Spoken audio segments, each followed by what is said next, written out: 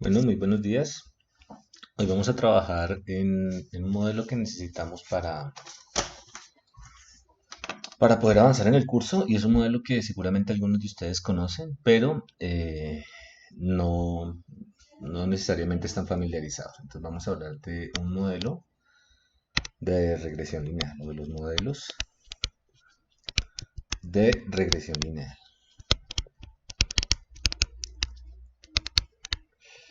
Listo, entonces antes habíamos hablado del problema de clasificación. Entonces, si nos acordamos, nosotros tenemos, por ejemplo, un cliente en un banco. Ese cliente tiene un perfil de cliente. Por ejemplo, tiene una edad, tiene un estrato, tiene un salario. Cada una de estas características conforma un vectorcito, por ejemplo, que puede estar de dimensiones, que nos describe en algún espacio de dimensiones cómo se ve esta persona. ¿Listo? Entonces, por ejemplo, se ve por acá. Eh, a esta persona le podemos asignar o no un préstamo. Entonces, supongamos que esto lo llamamos aquí nuestro x sub y, que es el vector que describe la persona en este espacio aquí de representación. Y a esta persona le podemos asignar una, un préstamo. Entonces, aquí simplemente para representar, supongamos que los de boquita verde son las personas a las que les asignamos el préstamo. Y a otras personas podemos no asignarles el préstamo. ¿Listo? Entonces, eh, ok, entonces esas personas también van a estar representadas en este espacio, solo que posiblemente si hacemos bien la tarea van a estar en otro lado del espacio. Entonces, yo puedo tener muchos ejemplos de personas a las cuales yo les presté y ellos me pagaron, y a las cuales yo les presté y ellos no me pagaron. Esos serían los ejemplos que estamos representando aquí, los que no me pagaron y los que me pagaron. Y a partir de ese conjunto de ejemplos, a mí me gustaría aprender una función que sea capaz de, ya un nuevo cliente, de coger ese nuevo cliente y decir si me va a pagar o no me va a pagar. Si no me va a pagar o me va a pagar. ¿Listo? Entonces, lo que hacemos en aprendizaje de máquina, recuerden, es coger este conjunto de datos y asumir que existe una función que colorea a estas personas, es decir, que les pone rojo o verde dependiendo de si van a pagar o no. ¿Listo? Entonces, este problema en particular, el que acabamos de describir, a partir de este conjunto de datos, por ejemplo, histórico, tratar de determinar esta f de acá, es un problema de clasificación.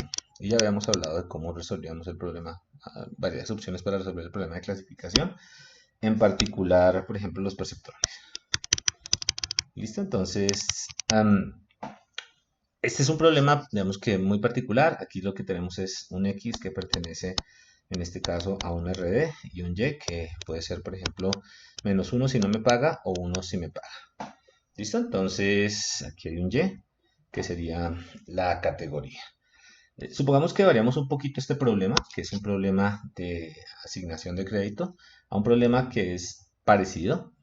Eh, Solo que ahora, en vez de asignar el crédito, lo que quiero hacer es asignar una cantidad de dinero para el préstamo. Entonces vamos a asignar una cantidad de dinero para el préstamo.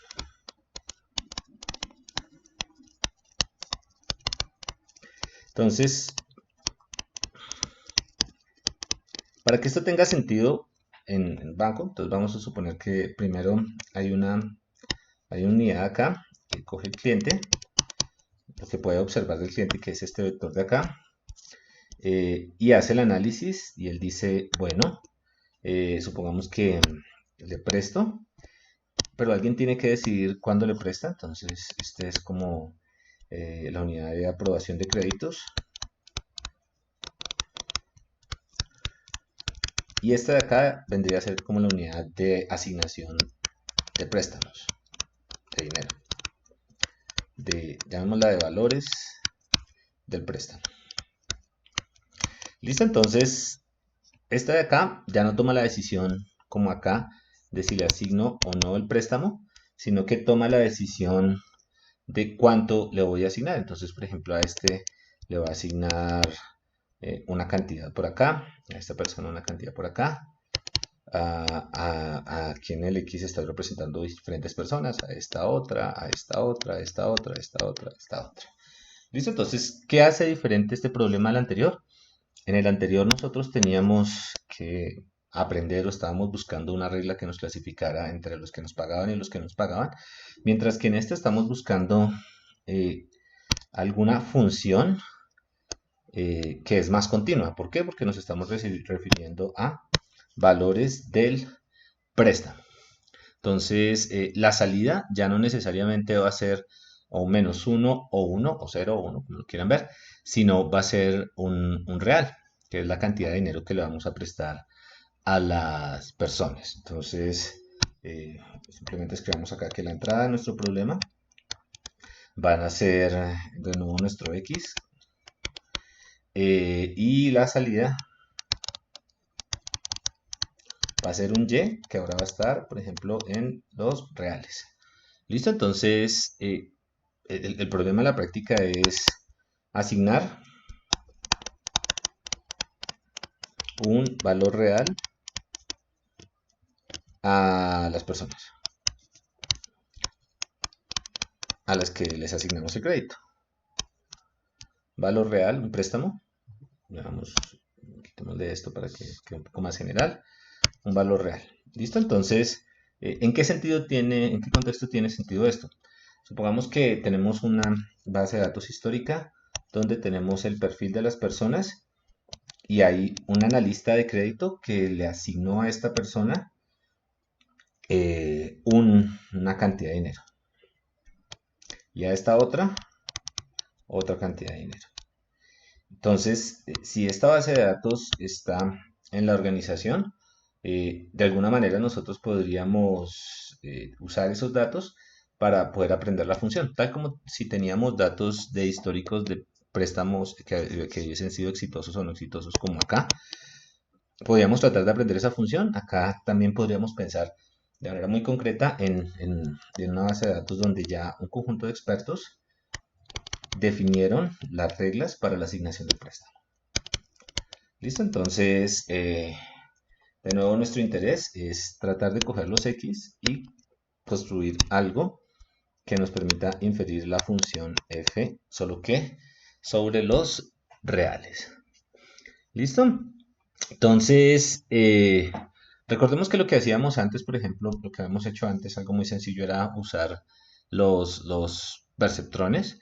Entonces, lo que teníamos era que cogíamos las características de las personas, las ponderábamos por unos vectorcitos que nos decían cuánto importaba cada una de las características y esa ponderación, lo podemos ver así, por ejemplo, nos daba una salida.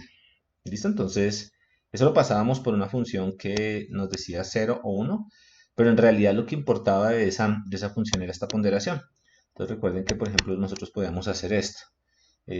Vamos a coger a la persona, sacarle su característica, que, hagámoslo así, sacarle su característica, ponderarla por el peso de la importancia de esa característica y eso lo podíamos hacer para todas las características.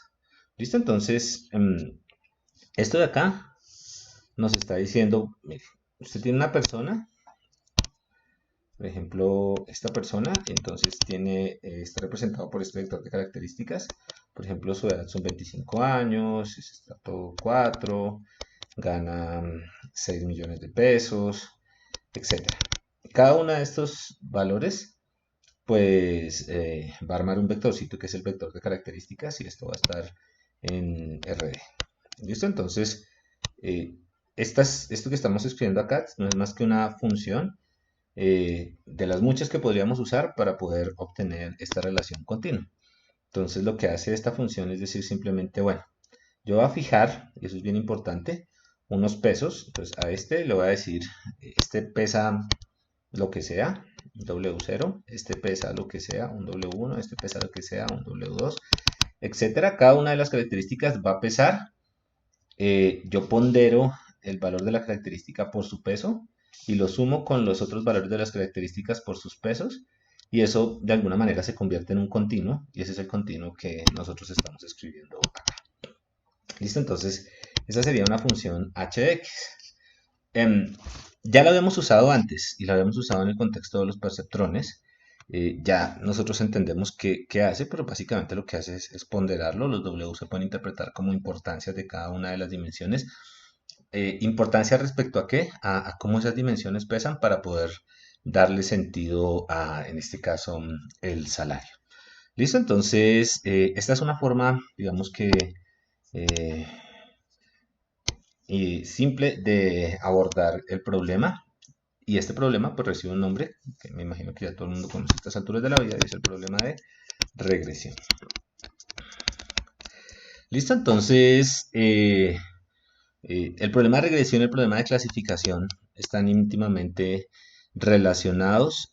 Lo que distinguen en este caso que estamos estudiando particularmente el problema de regresión y clasificación es el uso de estas funciones, que lo único que hacen, recordemos, es decirnos cuándo tenemos que asignar a verde o cuándo tenemos que asignar a rojo. Pero lo que está por detrás es una ponderación que es de tipo lineal, que es esta ponderación por detrás, que nos está mapeando un continuo y ahí lo podemos utilizar. ¿Listo? Entonces, tratemos de escribir esto de una manera un poquitín distinta, entonces más completa. Entonces, supongamos que tenemos unos datos, como siempre. Entonces, tenemos datos dados por los expertos en esta basecita de datos, que nos dicen que este perfil de esta persona se le presta tanta plata, a este perfil de esta otra persona se le presta tanta plata, y en general podemos tener n personas a las cuales les prestamos, a la enésima persona le prestamos esta cantidad de dinero. Entonces recordemos que esto lo hacen los expertos del banco. ¿Listo? Entonces, ok. Y pues obviamente esto depende de la aplicación. De nuevo, nosotros sabemos que los Y sub i pues van a ser dinero, entonces van a estar en los reales, y los X sub i van a ser características que pueden estar en un espacio de dimensión D. ¿Listo? Entonces, existe, ese es uno de los supuestos grandes acá, es que existe una función f que de alguna manera usan los expertos para coger a x de cualquier persona y asignarle un y, ¿cierto? Y esta función no la conocemos, pero nos gustaría aprenderla. ¿Listo? Sin embargo, acabamos de construir un mecanismo, este de acá, que nos permite aproximar esa función. ¿Listo? Entonces, escribamos eso acá. Nos podríamos hacer la siguiente pregunta. Si nosotros tenemos un mecanismo de aproximación para la función que es h de x igual a w transpuesta por x, que no recuerden no es más que lo que estaba aquí, que esto que estaba aquí arriba, w transpuesta por x. Listo, es un mecanismo de ponderación lineal de las entradas.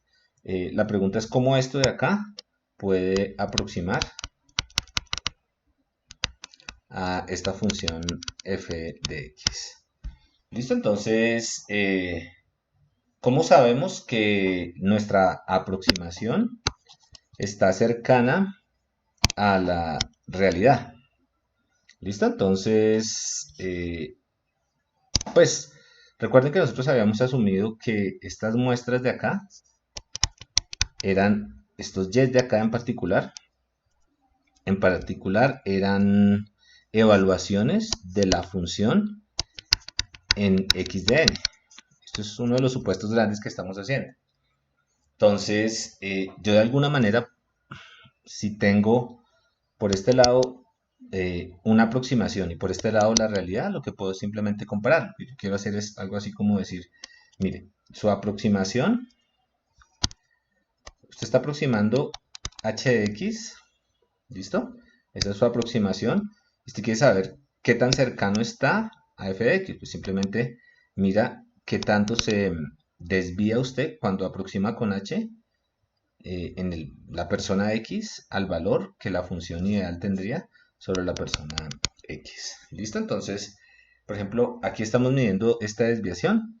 Como esa aproximación puede estar por arriba o puede estar por abajo, pues tiene sentido que nosotros, por ejemplo, metamos esto dentro de una norma cuadrada. Entonces, esto de acá, que acabamos de escribir, mide, es una medida ya cuantitativa, en términos de cuánto me estoy desviando si aproximo la función f con h de x. Entonces, es una medida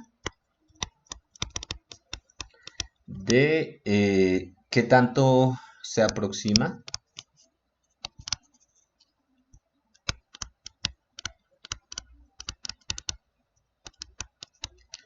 h de x a f de x. ¿Listo? Ok. Entonces, pero resulta que yo no tengo todo el x, yo simplemente tengo lo que estaba en la base de datos, este conjunto de acá. Entonces, como es lo único que tengo, pues yo puedo ver qué tanto se aproxima en las muestras que tengo. Eso dicho de otra manera es, yo puedo decir, ven, yo tengo estas muestras, por ejemplo, yo tengo la enésima muestra acá, y voy a ver qué tan bien h se aproxima en la enésima muestra con respecto a lo que debería dar la función y en x sub n, ¿cierto? Entonces, digamos que acá estoy comparando la aproximación en esta persona, alguna de estas personas, miro qué tanto se desvían, ya sabemos que lo que tenemos acá es qué tanto se desvían, y esta cuenta la puedo hacer, y esto es importante, para todas las personas que yo tengo en mi conjunto de datos disponible, en mi base de datos. ¿Listo? Entonces aquí yo tengo n personas y yo puedo hacer esa cuenta para esas n personas, ¿cierto? Aquí tengo un error total. Cada uno de estos términos de esta suma, pues me está diciendo cuánto me estoy descachando para la primera, para la segunda, para la tercera, para la cuarta persona en la base de datos. Entonces, digamos que es total. A mí me gustaría tener como un error promedio. Entonces lo que puedo hacer es simplemente dividir sobre el error promedio. Y tendría ya una cantidad que puedo calcular en términos de el conjunto de datos que tengo, ¿cierto? Entonces, recuerden que y de f de n asumimos que era eh, f en x de n, asumimos que era y sub n. Entonces, esto de acá lo podemos reescribir como el promedio de los errores que se cometen cuando se aproxima la función f de x con h de x en este conjunto de personas. Vuelvo a escribir lo mismo. Aquí lo que quería era simplemente escribir y sub n. ¿Listo? Entonces, esto de acá tiene un nombre, ya lo habíamos estudiado antes, y es el error en la muestra, ¿cierto? Y el error en la muestra, recuerden que depende de h. ¿Cómo así que depende de h? Ah, pilas porque no lo estamos escribiendo explícitamente, pero aquí detrás de h hay un w y hay un w que dependiendo de lo que escojamos nos puede hacer que este error sea más grande o menos grande. Pues ese w es este w de acá, es este w de acá, son los pesos que ponderan cada una de las dimensiones. Entonces por eso este error lo hacemos dependiente de esos pesos. ¿Listo? Muy bien. Lo hacemos dependiente de esos pesos. Entonces el h en últimas está asociado a un w. Cambiamos el w. Eso nos cambia esta función de acá. Entonces esta función, este error en la muestra de entrenamiento, es una función en últimas del w. Y eso va a ser importante a continuación. Entonces esto depende del w. Si escogemos un w particular, pues tenemos una aproximación particular. Así, pues es claro que no es lo mismo si nosotros decimos que la edad pesa 0,9, el salario pesa 0,1 y el estrato pesa 0,5. El h que vamos a tener acá asociado a estos w's va a ser diferente al h que vamos a tener si decimos 0,2, 0,1 9 y 0,5. ¿Por qué? Porque recuerden que estos Ws están, estos Ws están ponderando cada una de las entradas. Entonces, esas ponderaciones cuando los sumamos nos dan la aproximación al salario de las personas. Entonces vamos a tener aproximaciones diferentes. Y eso es lo que dice acá. Usted va a tener aproximaciones diferentes. ¿Ok? Entonces, claramente esta función es una función que depende de W. ¿Ok? Entonces, la pregunta es cómo esto funcionaría. Bueno, tratemos de verlo en R2, bueno, en R. Entonces, supongamos que tenemos una sola característica que ustedes los describimos, cada uno de ustedes, es el promedio en la carrera de la 10ª persona.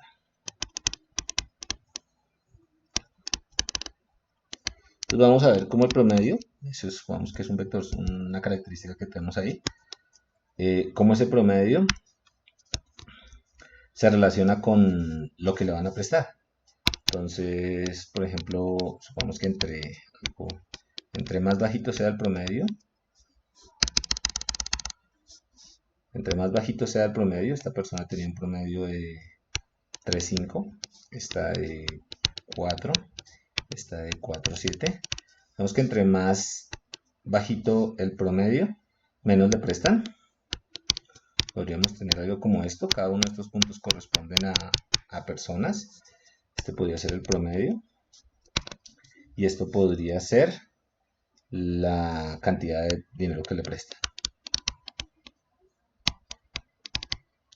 Entonces, ¿nosotros qué queremos? Tenemos básicamente un conjunto de datos. Por ejemplo, promedio de 3,5, no sé, le prestamos 1 millón de pesos. Al promedio de 3,6 le prestamos 2 millones de pesos. Al promedio de 4 le prestamos 5 millones de pesos. Al promedio de 4,7 le prestamos, aunque sería un poco injusto, 10 millones de pesos, etc. Tenemos datos de esta manera, ¿cierto? Entonces, lo que estamos haciendo cuando construimos este modelo es, básicamente tenemos un solo vectorcito acá, una sola característica, los X. Este X sería R y este Y sería pues también R, la cantidad de plata que les voy a... estaría en R, perdón. Entonces, pues miremos qué es lo que estamos haciendo cuando planteamos el modelo, que es H de X. Pues H de X en principio sería, principio sería simplemente un peso que pondera esta entrada, la 10ª entrada. ¿Listo? Entonces, déjenme hacerlo así. Un solo peso que pondera la entrada. Entonces, esto es sencillito, pero es bastante importante, y es que yo tengo este X de acá y yo tengo este W que está ponderando la entrada. Entonces, tal como lo tengo acá, tal como está acá, fíjense, yo solamente podría aproximar a esta función. Aquí detrás hay una función. Realmente yo no tengo acceso a esa función, solamente a través de las muestras. Entonces, esta función verdecita que pasa por todos los puntos. Y yo lo que tengo es una aproximación. H me da una aproximación. Entonces, yo estoy aproximando de esta manera a esa función. Entonces, cuando yo escribo la función de aproximación de esta forma, pues mire que estas son solo rectas que pasan por el origen. Entonces yo podría tener una recta que hace esto, otra que hace esto, perdón, otra que hace, una que hace esto, otra que hace esto, otra que hace esto. Y esas rectas son aproximaciones que se están construyendo de esta forma. ¿Aproximaciones a quién? A la función verdecita que está acá arriba. ¿Listo? Pero pues como vemos, este modelito tiene una limitación, es que como está acá, pues solamente son rectas que pasan por el origen.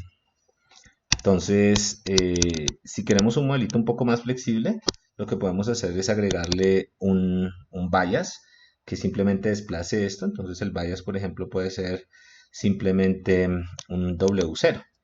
Entonces, cuando ya agregamos este W0, ya no necesariamente tenemos ese modelito tan simple, sino podemos tener un modelito un poco más elaborado, donde ya este h de x, cada uno de estos es un h de x, que obviamente está determinado por el h sub 1, pero lo que podríamos decir simplemente es, apenas metemos este gradito de libertad, un grado de libertad adicional, entonces ya podemos tener un juego de rectas un poco más flexible para explicar esto, ¿no? Porque, digamos, aquí todas estamos asumiendo que pasan por cero, pero podríamos tener rectas que no necesariamente pasen por cero.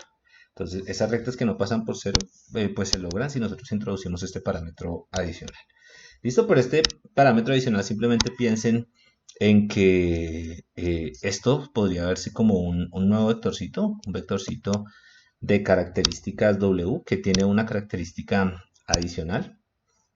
Esto acá, esto podríamos escribirlo como W1 por X sub 1 más W0 por 1.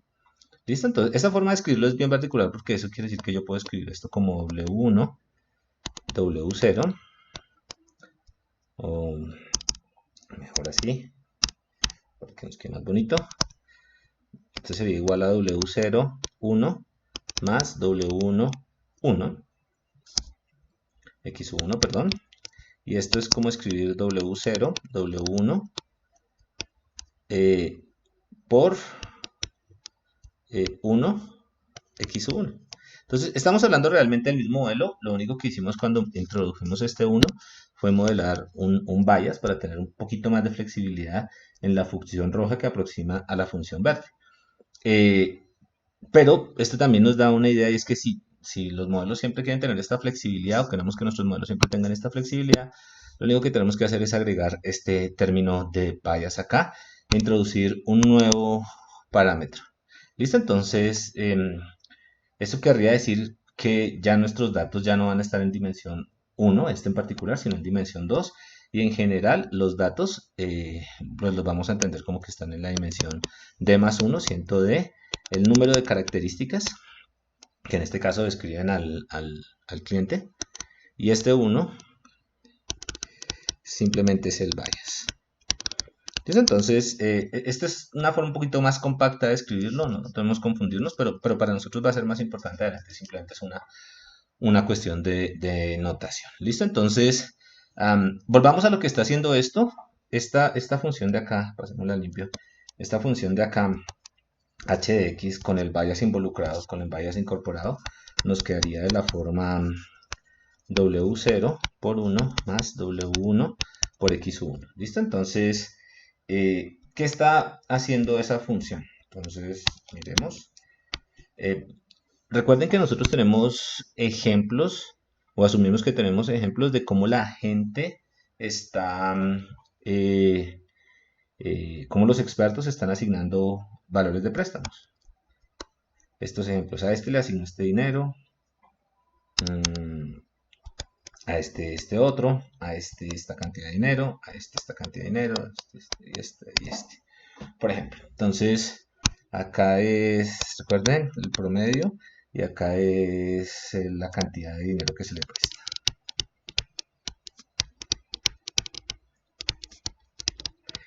Entonces, ¿yo qué estoy haciendo? Tratando de aproximar esa curva verde con esta aproximación de acá.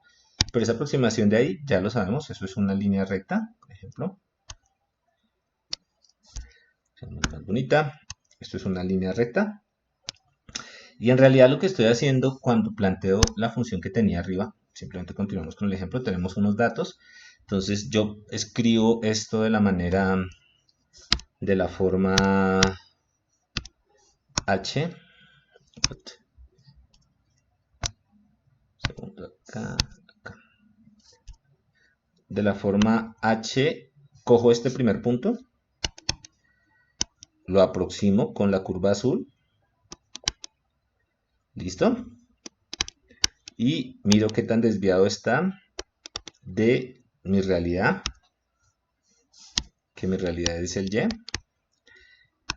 miro esa desviación y calculo el promedio sobre todos los n punticos verdes que tengo acá. Entonces, en términos gráficos, lo que estoy haciendo realmente es mirando cuánto se está desviando acá. Este pedacito negrito es esta distancia que tenemos acá, ¿cierto? ¿Por qué? Porque es que h es la curva azul. Entonces, yo estoy cogiendo el valor de x. Cada uno de estos puntos es x sub y sub i. Entonces, cojo el valor de x, lo aproximo con el valor de la función de x, el valor de la función azulita en x. Miro qué tanto se desvía del verde, eso es lo que estoy precisamente calculando acá. Para evitar desviaciones positivas y negativas, pues meto este cuadradito que está acá, y eso lo hago para el primer punto, para el segundo, para el tercero, para el cuarto, para el quinto, para todos los puntos que tengo en consideración. ¿Listo? Entonces, ok, esa es una posible línea recta y así se vería. Entonces, claro, yo pongo una línea azul, la línea azul está determinada por W sub 0 y por W sub 1. Si cambio W sub 0 y W sub 1, pues posiblemente tenga una línea recta diferente. Y cuando haga este cálculo de acá, pues me va a dar un error también que es diferente. ¿Listo? Eso mismo podríamos pensarlo para el mismo problema. Ahí estamos describiendo simplemente geométricamente el problema de regresión. Eso mismo podríamos pensarlo para un problema en una dimensión superior. Entonces volvemos al mismo punto. Supongamos que estamos todavía en el mismo problema, el problema del GPA. Entonces, supongamos que ahora no solamente consideramos el promedio para asignar el valor del préstamo, sino también la edad a la que se pide el préstamo. Entonces, ahora cada uno de ustedes, cada una de las personas en el banco, pues va a estar representada por un puntico en dos dimensiones, va a tener una edad y va a tener un promedio que sacó en la universidad. ¿Listo? Y para cada una de esas personas, yo voy a asumir que tengo unos ejemplos de cuánto les pude prestar, acá cuánto les presté, aquí cuánto les presté, etcétera. ¿Listo? Y lo que hacemos en el problema de regresión es aproximar esta función que pasa exactamente por estos punticos negros de acá con una función que es lineal. ¿Qué función lineal? Pues escribámosla. Entonces, yo tengo dos características. Tengo cada una de las personas está descrita por una característica 1 y otra característica 2, el GPA y su edad. Entonces, lo que yo estoy haciendo es cogiendo a cada una de las personas y las estoy para aproximar esa función que pasa por la curva negrita, simplemente las pondero. Entonces digo, esta persona de acá, esta persona, perdón, acá, para una persona particular, la edad, por ejemplo, supongamos que esta es la edad, y este es el GPA, la edad pesa tanto respecto a lo que le voy a prestar, la edad pesa tanto respecto a lo que le voy a prestar, y y el GPA pesa tanto respecto a lo que le voy a prestar. Y recuerden que si queremos un bias, pues tenemos que meter un término adicional. Entonces, de nuevo, en este caso, el X estaría en RD más 1. El 1 no nos puede confundir porque es simplemente el bias. Y lo que estamos haciendo con esta función realmente es que estamos armando un planito. Entonces, es un plano que está tratando de aproximar el punto negro. Entonces, este h de x es este plano. Este plano lo podemos cambiar cambiando estos valores de W, lo podemos inclinar, lo podemos hacer diferente. Y pues cada que lo cambiemos estamos aproximando de una forma diferente la función que nos asigna el valor del préstamo. Entonces, obviamente para esta función también podríamos escribir su propio aim. ¿Listo? Entonces podríamos escribir en general el error que tenemos en la muestra de entrenamiento cuando determinamos un plano de estos verdes con un vector de pesos W, pues sería como antes el promedio de las desviaciones que se tienen al aproximar, tal como lo hacíamos acá el punto verde con el negrito, acá sería el punto negrito con puntos que están evaluados en ese plano. ¿Cómo evalúo los puntos en el plano? Pues simplemente cojo H y evalúo los puntos en el plano, miro qué tanto me alejo del valor negrito, tomo una medida para saber, para descartar positivos y negativos, para que eso no me afecte y simplemente promedio. ¿Listo? Entonces, pues esta formulación obviamente sirve para vectores muy grandes, pero esto yo lo puedo escribir de manera un poco más compacta, ¿no? Porque como antes, esto yo lo puedo escribir de la forma un W traspuesta, por ejemplo, por un X, voy a hacerlo aquí huesito, no se vayan a confundir con la notación aquí porque la estoy enredando un poco, simplemente quiero aclararles acá, estas son las dimensiones de una persona, aquí aparecen las dimensiones de una persona, pero voy a abusar de la notación y voy a decir que este también, en este caso que estoy escribiendo acá, va a referirse a las características de una persona particular. No a las entradas del vector de características, sino a todas las características de una persona particular.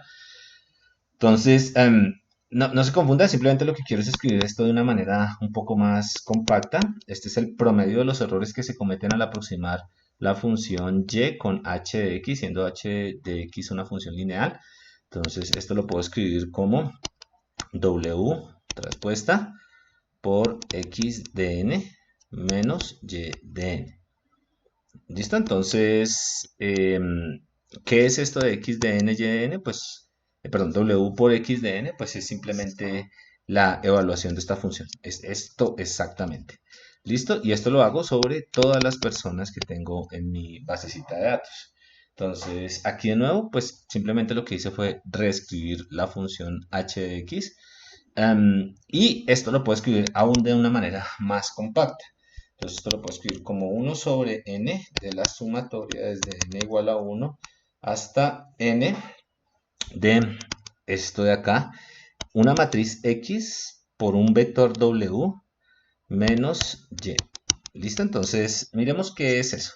Esto es, aquí acabo de cambiar algo y es que esto ya estoy hablando de una notación un poco más general, que es una notación matricial, pero no hay nada raro ahí. ¿Por qué? Porque simplemente lo que voy a decir es voy a coger mi x, mis x, cada uno de los vectores, y los voy a poner como vectores fila de esta matriz. Entonces aquí están los datos de la primera persona. Aquí tengo que hacer una salvedad y es que estos datos de la primera persona ya vienen con este 1 del bias. Entonces, en realidad ahorita cuando estudiemos las dimensiones nos vamos a dar cuenta de eso. Aquí están los datos de la segunda persona. Aquí están los datos de la enésima persona. ¿Listo? Entonces, miremos a ver qué dimensiones tiene esta matriz. Pues cada uno de los x está en un espacio de dimensión de número de características y el 1 que es el bias. Entonces recuerden que lo acabo de decir, cada uno de estos x le vamos a meter el bias. ¿Listo? Ya miramos qué es este y de acá.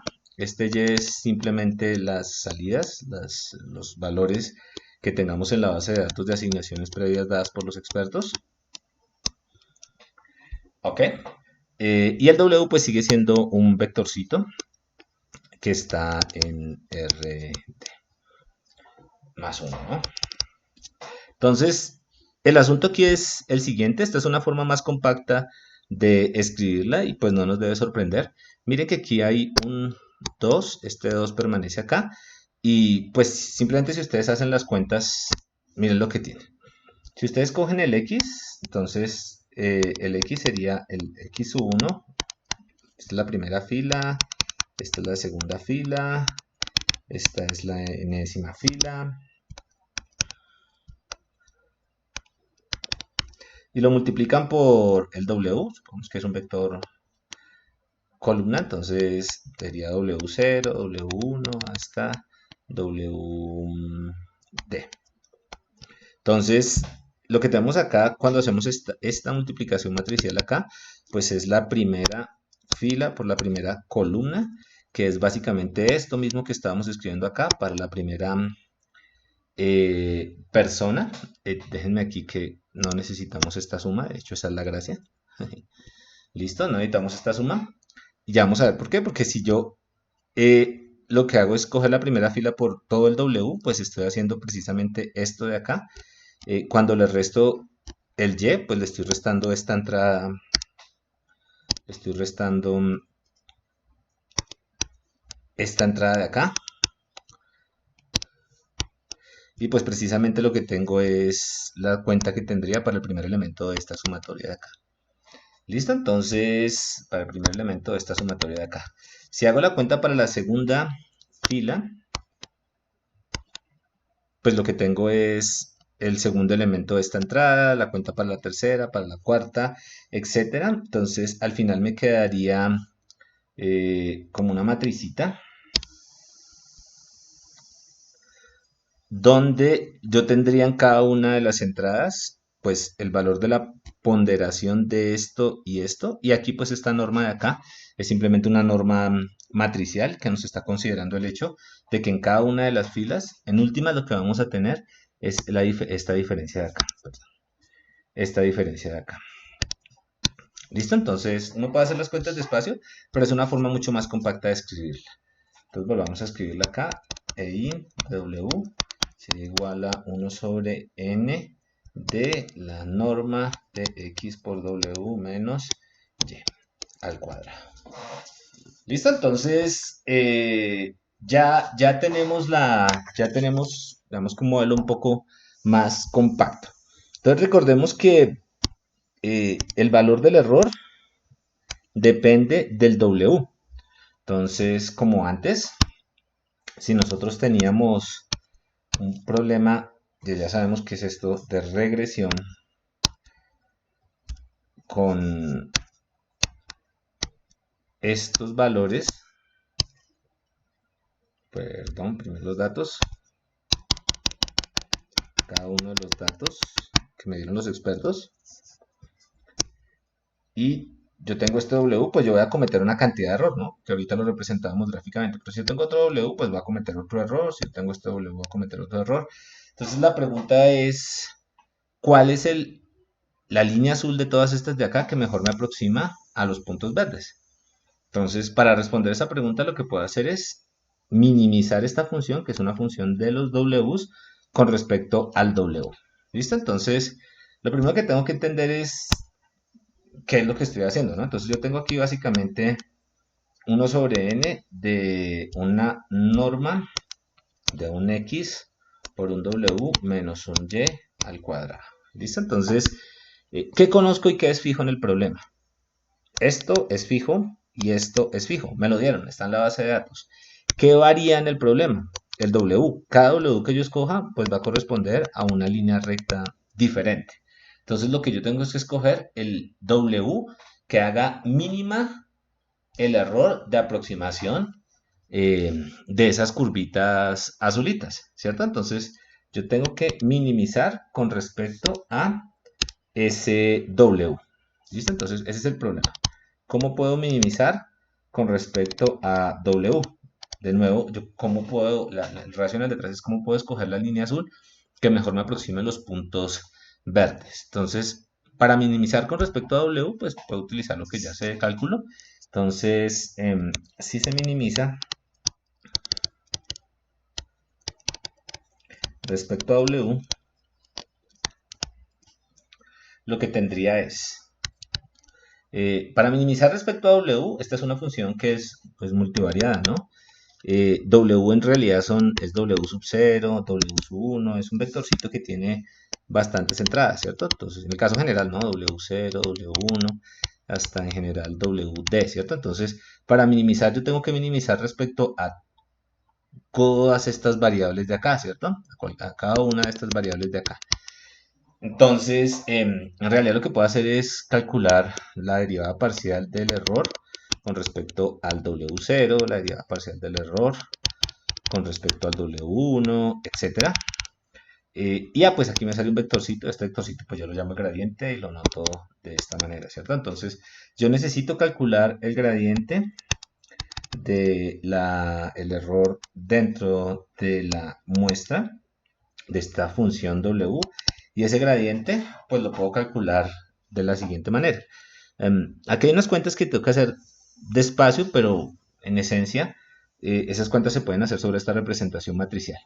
Entonces, asuman que esto, por ahora, asuman que esto es un polinomio. Entonces, si es un polinomio o es una función cuadrática respecto a W, porque X y Y son fijas, ¿cuál sería la derivada de esto? No olvidémonos de las dimensiones, pero pues aquí nos va a cuadrar. Entonces sería 2 por 2 sobre n, ¿cierto? Por esto de acá, ¿cierto? Y por la regla de la cadena, lo que acompaña al W tiene que multiplicar acá, ¿cierto? Entonces, vamos a hacerlo aquí despacio. Digamos, no despacio, vamos a hacerlo hecho rápido. Pero uno puede verificar que esto es cierto, ¿no? Ustedes pueden hacer las cuentas, todas estas cuentas muy, muy despacio. De hecho, por ejemplo, hay bastantes guías que les ayudan a uno a hacer estas cuentas a nivel matricial y son muy útiles cuando uno hace cuentas algebraicas, pero esta es simplemente una y uno puede verificar sin mucho esfuerzo que esto se tiene. Pero pues el racional es la regla de la cadena, digamos que también aplica ahí. ¿Listo? Entonces, yo tengo esto de acá. Entonces, en última representemos eso. Yo tengo ahora unos Ws y tengo unos datos fijos y esos datos fijos me dan una curva particular, ¿cierto? La voy a dibujar así. Cada uno de estos puntos acá va a corresponder a una línea recta en el espacio de los datos y lo que quiero es encontrar bueno, aquí lo que tendríamos sería la función de error con respecto a W y quiero encontrar los parámetros que me hagan mínimo esta función de error. ¿Listo? Entonces, nada, no hay tanto problema. Si quiero eso y miren la forma de esto, es una forma cuadrática. Es quiere decir que la función es convexa, es bonita. Entonces, simplemente lo único que podría hacer sería derivar, igualar a cero y encontrar los puntos donde el gradiente se haga cero, es decir, donde ya la función no se mueva más en ninguna dirección. ¿Listo? Entonces, de nuevo, simplemente estoy pensando en cómo resolver el problema de manera muy operativa. Tengo una función que depende de W, la derivo, la igualo a cero y tendría una expresión que ahora es algebraica, ¿cierto? Un sistemita de ecuaciones. Escribamos. Sistemita de ecuaciones sería básicamente 2 sobre n por x traspuesta por x w menos y igual a 0. Nótese que esto es fijo, esto es fijo, esto es fijo.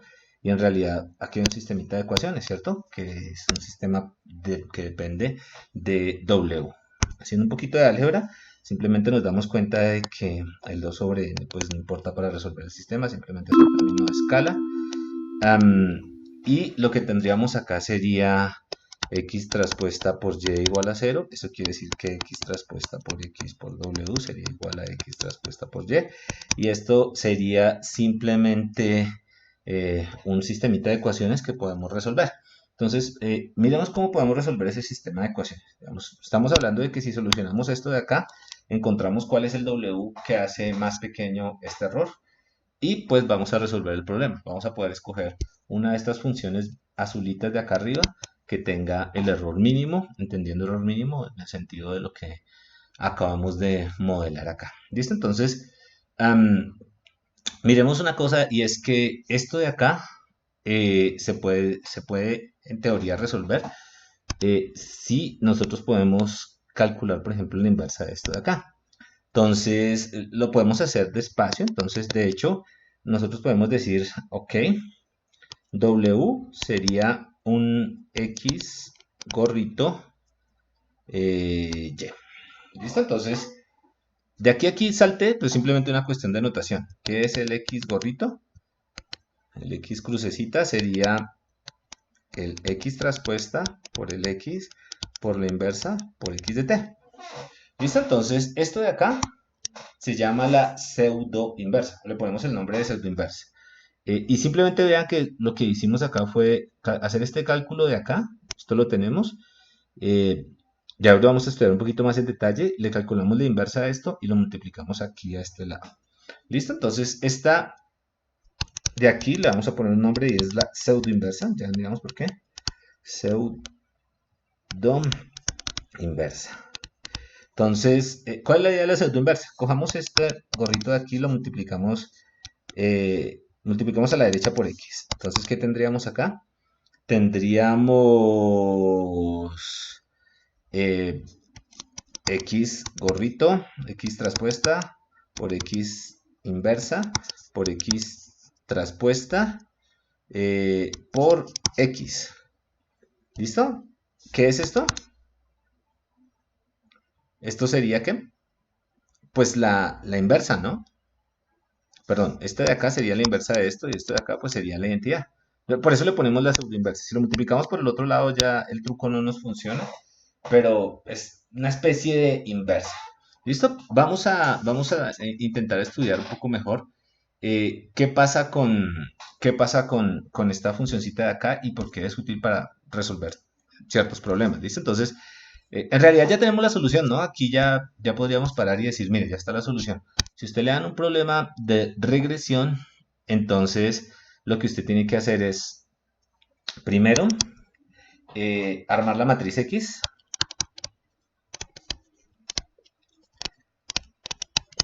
que la matriz X pues se armaría poniendo todos los vectores eh, como filas.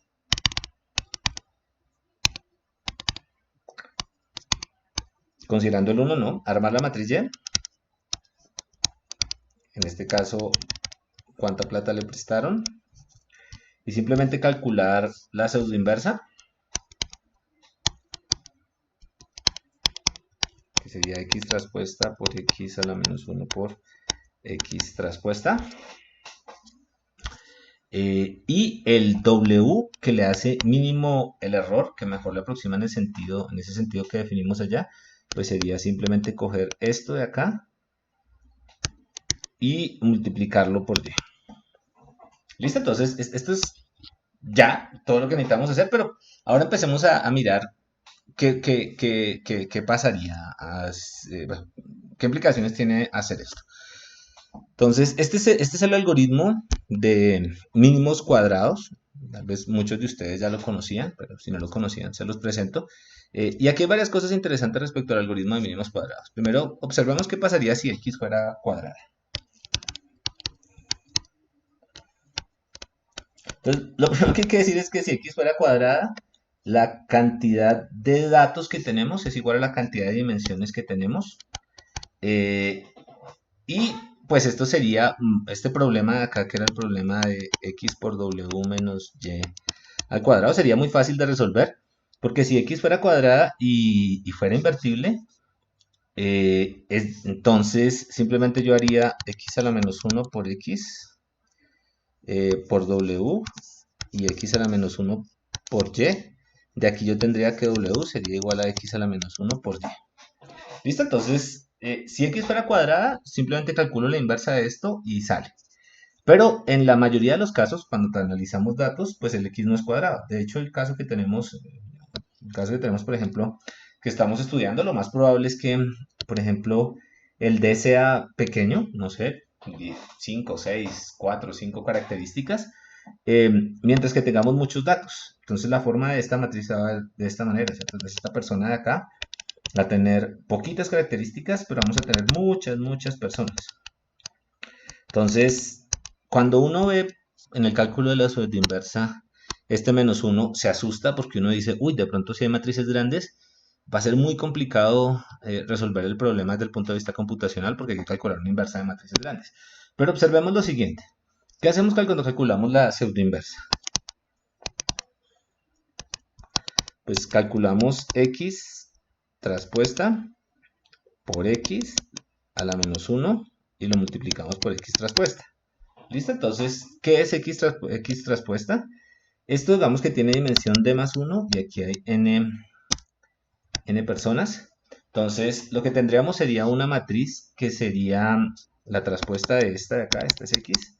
Sería una matriz que tiene d más 1 filas, la traspuesta no, y n columnas. Y si la multiplicamos por x, esto tiene d más 1 columnas.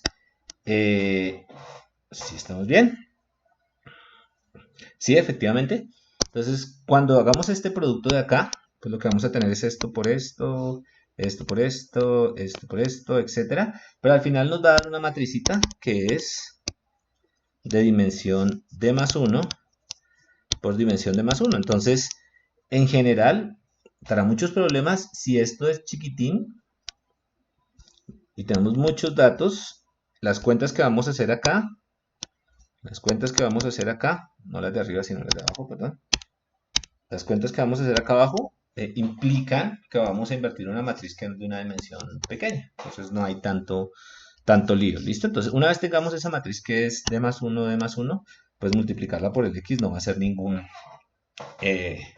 no va a ser ningún problema. Entonces, en general, cuando tengamos problemas de estos, pues de nuevo, pues vamos a tener pocas características.